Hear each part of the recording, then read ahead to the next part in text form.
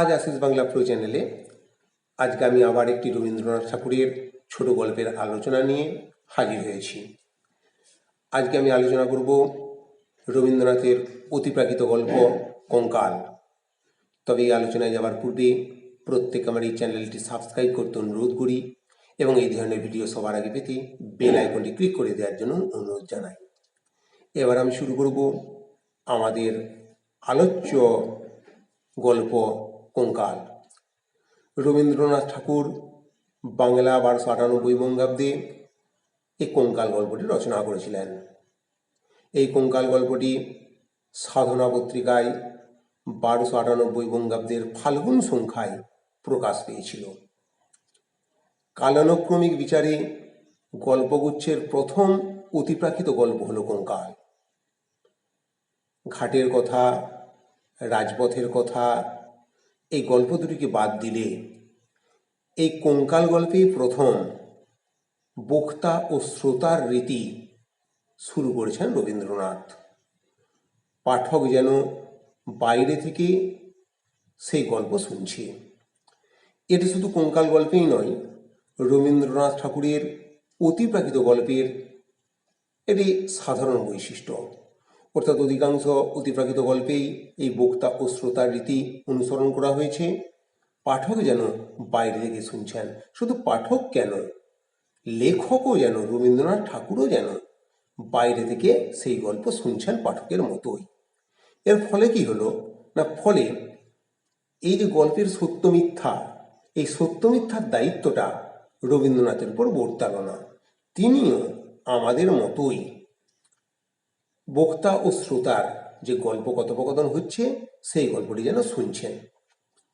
তাহলে প্রথমে এই গল্পটির পরিচয় দেওয়ার প্রসঙ্গে বলেছি অতিপ্রাকৃত গল্প।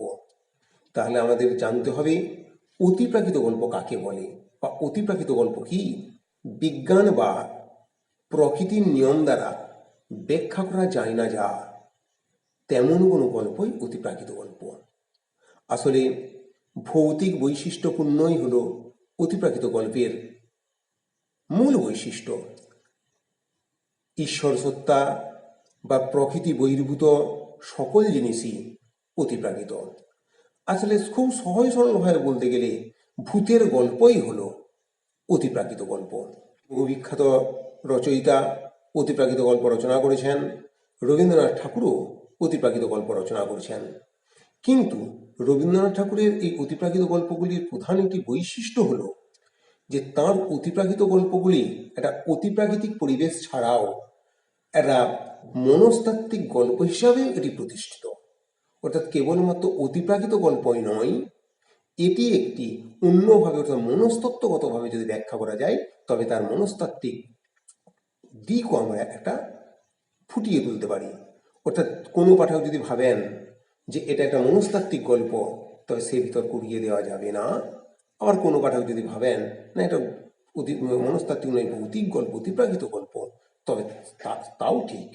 এখানেই রবীন্দ্রনাথের মনস্িয়ানা। এবার আসা যাক আমাদের অতিপ্রাকৃত গল্প কঙ্কাল গল্পের আলোচনায়। এই কঙ্কাল গল্পটি আমরা কাহিনী বিশ্লেষণ করলে দেখতে পাবো তিনি প্রথমেই বর্ণনা করছেন এইভাবে: আমরা 3 বাল্যসঙ্গী যে ঘরে শয়ন করিতাম তাহার পাশের ঘরের দেয়ালে এটি আস্ত নর কঙ্কাল ঝুলানো থাকিত।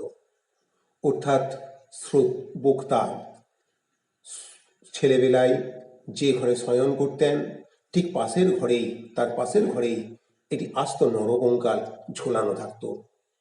এই নরকঙ্কালটি নিয়ে দিনের বেলায় তাদেরকে হাড়গোড়ের নাম শিখতে হতো। রাতের বেলায় যখন শুতেন কঙ্কালের সেই হাড়ের মর্মর আওয়াজ তাদের কানে আসত। দীর্ঘদিন পরে যখন তিনি বড় হয়েছেন, কোনো কারণে বাড়িতে নিজের শোয়ার ঘরের পরিবর্তে এই যে ঘরে পূর্বে কঙ্কাল থাকতো সেই কঙ্কালের ঘরে তিনি শুতে এসেছেন। জায়গা যেহেতু পরিবর্তিত হয়েছে, অনভ্যাসবশত সেখানে তার ঘুম আসছে না। দেখতে দেখতে নানান কথা তার মনে পড়ছে। এদিকে গির্জার বড় বড় ঘণ্টাগুলো বেজে গেল, অর্থাৎ রাত্রি 12টা। এই রাত্রি 12টাই হলো মধ্যরাত্রি। এই মধ্যরাত্রিতে অতিপ্রাকৃত জিনিসের আবির্ভাবের প্রশস্ত সময়, এক কথায় বলা চলে ভূতেদের আবির্ভাবের প্রশস্ত সময়। ঠিক সেই মুহূর্তে তার ঘরে যে প্রদীপ জ্বলছিল, সেই প্রদীপ খাবি খেতে খেতে হঠাৎ করে নিভে গেল। সেই প্রদীপ নেবার সাথে সাথে বক্তার মনে জাগ্রত হলো তাদের বাড়িতে কিছুদিন আগেই কয়েকটা দুর্ঘটনা ঘটে গেছে, সেই তাদের দুর্ঘটনার কথা, মৃত্যুর কথা। আর এই মৃত্যুর কথা থেকে মনে হলো, যেন মনে পড়ল তার সেই কঙ্কালের কথা। অর্থাৎ প্রথমেই কিন্তু এখানে ভূতের আবির্ভাব ঘটেনি, প্রথমে অনভ্যাসবশত ঘুম আসেনি, তারপরে তার রাত গির্জার ঘড়িতে বড় বড় ঘন্টা, অর্থাৎ রাত্রি 12টা বেজে গেছে, তারপর প্রদীপ নিভেছে, প্রদীপ নেভার পর তার মৃত্যুর কথা মনে পড়েছে, আর সেই মৃত্যুর প্রসঙ্গ ধরে মনে পড়েছে সেই কঙ্কালের কথা। তখন হঠাৎ করে মনে হলো যেন মশারির বাইরে একটা অশরীরী শক্তি, অশরীরী আত্মা যেন ঘোরাফেরা করছে। হঠাৎ করে মনে হলো সে যেন, এই কঙ্কাল যেন এসেছে, সে যেন কি খুঁজছে কিন্তু পাচ্ছে না। তারপর কথোপকথন প্রসঙ্গে বলেছে সেই কঙ্কাল জানতে চেয়েছে সে একলা আছে কিনা।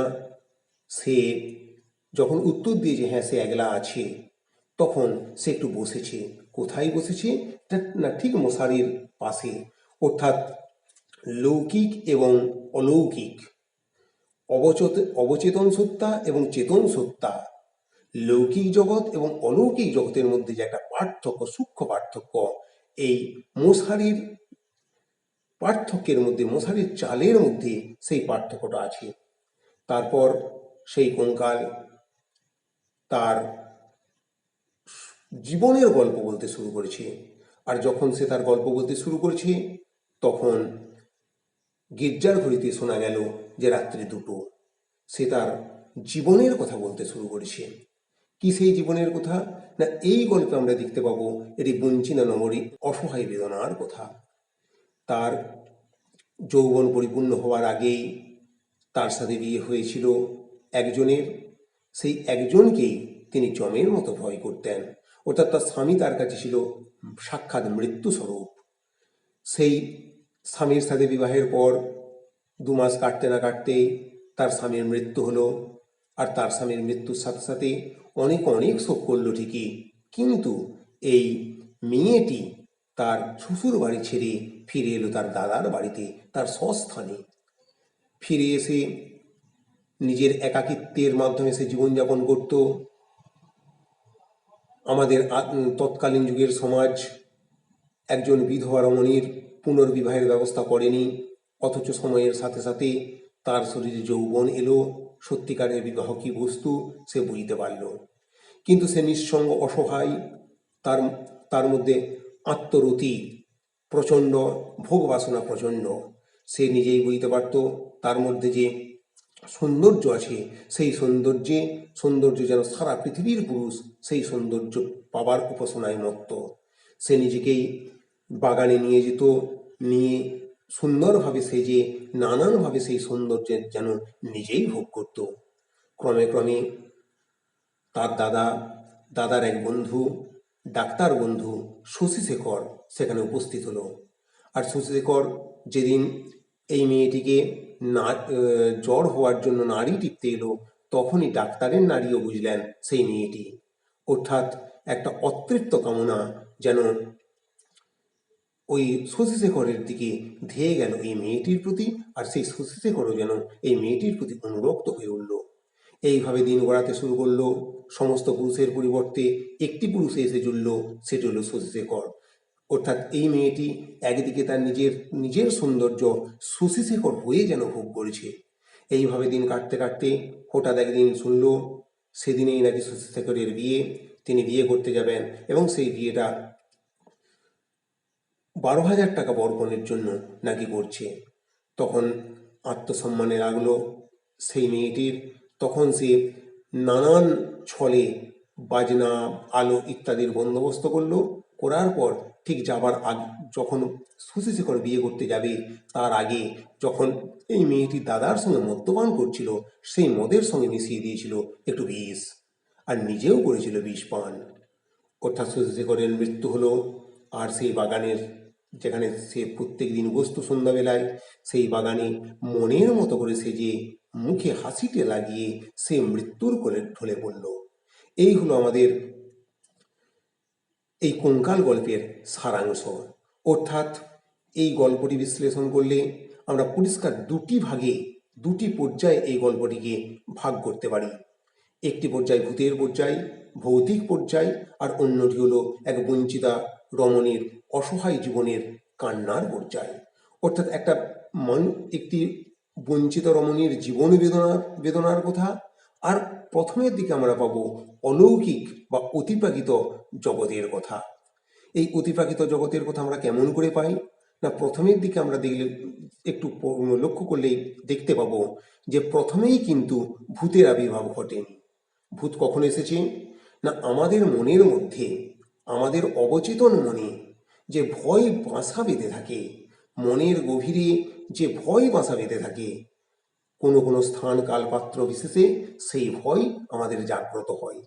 আমরা সাধারণভাবে যখন লৌকিক সত্তার মধ্যে থাকি তখন সেই ভয়কে উপেক্ষা করি, কিন্তু যখন আমাদের ওই ক্রাইসিস চলে, অর্থাৎ আমাদের আনসেটেল মাইন্ডের ক্রাইসিস চলে, ঠিক তখনই সেই অতিপ্রাকৃত জগতের, অতিপ্রাকৃত বিষয়ের অর্থাৎ ভূতের আবির্ভাব ঘটে।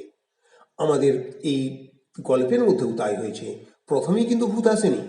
প্রথমে কি হয়েছে না, কথক এমন একটি জায়গায় শয়ন করেছে যে ঘরে আগে কঙ্কাল ঝোলানো থাকতো, অর্থাৎ মনের মধ্যে এই স্মৃতি অবচেতনে লুকানো ছিল। সেইখানে শোয়ার ফলে অনভ্যাসবশত তার ঘুম আসেনি। যখন একটি তন্দ্রাচ্ছন্ন হয়েছে, ঠিক তখনই সেই ঘরের আলো গেছে নিভে। আর রাতের বেলায় আলো নেভার সাথে সাথে সাধারণভাবেই নানান মৃত্যুর কথা আমাদের মনে ভিড় করে। এখানেও বক্তার মনে মৃত্যুর কথা ভিড় করেছে। কি সেই মৃত্যু না, তাদের বাড়িতে কিছুদিন আগে বেশ কিছু দুর্ঘটনা ঘটে গেছে, সেই দুর্ঘটনার মৃত্যুগুলি তার মনে পড়েছে। অর্থাৎ স্মৃতি থেকে তারপরেই তার কিছুক্ষণ আগেই গির্জার ঘড়িতে বড় বড় ঘন্টাগুলো বেজে গেছে, অর্থাৎ 12টা বেজে গেছে। অর্থাৎ এটাই হলো ভূতের আসার প্রশস্ত সময়। ঠিক সেই মুহূর্তে তার যেন মনে হয়েছে যে যে কঙ্কাল, এখানে তার সেই কঙ্কালটাকে যেন খুঁজতে এসেছে, অশরীরী আত্মা যেন খুঁজতে এসেছে।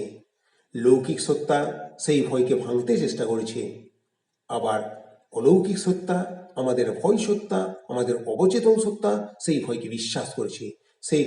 সেই কারণে ভয় ছিল বলেই কখনো বক্তা বালিশটাকে টেনে নিয়েছে ভয়কে ভাঙার জন্য। ঠিক আছে, তাহলে এখন গল্প শুরু করো, নানান গল্প করতে শুরু করেছে, ইত্যাদি ইত্যাদি।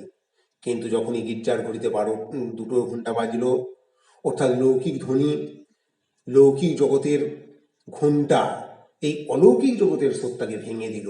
অর্থাৎ কিছুটা ভোর হয়ে গেছে, একটা ভোর না হলেও ভোরের একটা আলোর ক্ষীণ রেখা যেন দেখতে পাওয়া যাচ্ছে।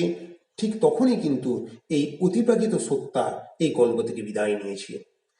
এই মেয়েটি বলেছে, ভূতরূপী মেয়েটি বলেছে, সবচেয়ে মজার কথা যদি শুনতে চাও তো আমার জীবনের কথা বলি। অর্থাৎ যে তার জীবনের কথা বলেছে, এখানে ভূতের কথা নয়, সে মানুষ হয়ে মানুষের কাছে মানুষের গল্প করেছে।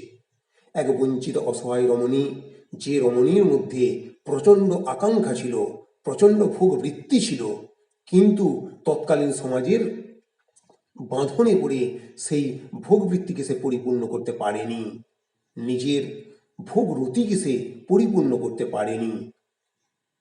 এই যে এক অসহায় রমণীর যন্ত্রণাবিদ্ধ কথা, সেই যন্ত্রণাবিদ্ধ কথা এই গল্পে বর্ণিত হয়েছে।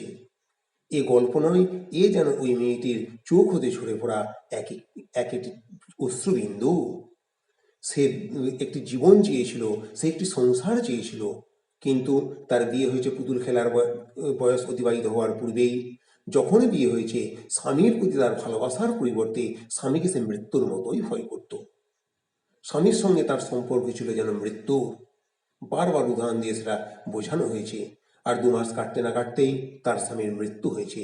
অর্থাৎ জীবন সম্পর্কে পরিপূর্ণ ধারণা হওয়ার আগেই, স্বামী সম্পর্কে পরিপূর্ণ ধারণা হওয়ার আগেই, সংসার সম্পর্কে পরিপূর্ণ ধারণা হওয়ার আগেই তার মৃত্যু হয়েছে। এই মৃত্যু থেকে স্বামীর মৃত্যু হয়েছে। সেই স্বামীর মৃত্যুর ফলে তাকে ফিরে আসতে হয়েছে বাপের বাড়িতে। বাপের বাড়িতে ফিরে এসে বাপের বাড়িতে ছিল বলতে এক দাদা। সেই দাদা সংসার থেকে যত দূরে পেরেছে নিজেকে গুটিয়ে নিয়েছে। অর্থাৎ দাদার মতোই এই মেয়েটিও যেন নিঃসঙ্গ অসহায় অবস্থায় জীবন কাটাতে শুরু করেছে। এদিকে তার শরীর জানান দিতে শুরু করেছে, তার মধ্যে যৌবন এসেছে। সমস্ত পৃথিবী যেন সে মনে করছে, পৃথিবীর সমস্ত পুরুষ যেন তাকে পাওয়ার জন্য অস্থির, তার এই সৌন্দর্য ভোগ করার জন্য অস্থির। অর্থাৎ নিজেই এই সৌন্দর্যকে সে উপভোগ করেছে। তারপর সমস্ত পুরুষের রূপ নিয়েছে ওই শশীশেখর। কিন্তু শশীশেখরও তৎকালীন সমাজের নিয়ম মেনে, তৎকালীন যুগের নিয়ম মেনে শশীশেখরও একজন বিধবাকে বিয়ে করতে পারেনি। অর্থাৎ যে সংসারের স্বপ্ন সামান্য হলেও দেখেছিল এই মেয়েটি, সেই সংসার কিন্তু পায়নি। বরঞ্চ শশীশেখর যখন তাকে না জানিয়ে বিয়ে করতে গেছে, তখন তার আত্মসম্মানে ঘা লেগেছে। আর তারই ফল হয়েছে মৃত্যু, দুজনের মৃত্যু।